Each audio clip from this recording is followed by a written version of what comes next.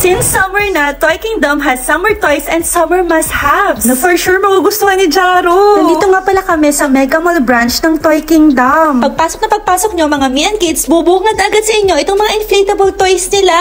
Gaganahan talaga kayong mamili mga me and kids ngayong Toy Kingdom Summer Edition. Dahil talaga namang discounted price mga me and kids. Super friendly pa ng mga staffs nila and ang daling i-approach. Talagang e-explain nila sa'yo bawat product na gusto mo. Tulad nga nito, pwede daw pang inflate or deflate. Dahil nag-aaya sa akin parati si Jaro mag-swimming, ayan, binilhan ko na ng inflatable swimming pool. Kahit anong kailangan nyo ngayong summer na pang swimming, go, nandito lahat, name it. Meron sila. Snorkeling sets, swimwear are also available. At hindi lang yun mga me and kids. Meron din silang Lego area, candy corner, Barbie area, artist circle, girls at play area, active zone, rides to go, Gameslandia, party kingdom, cuddly corner, smart starter, speed world, pinaka-favorite ni Jaro, superheroes, and iZone. May mga pag-games pa nga pala ang Toy Kingdom. I-scan mo lang yung QR code. You can play and win. And after ni Jaro makuha yung mga gusto niya, ayan, pumili na kami para magbayad. Gumamit nga din pala ako ng Toy Kingdom card para makakuha ng points. What are you waiting for mga me and kids? Visit Toy Kingdom na ngayong summer!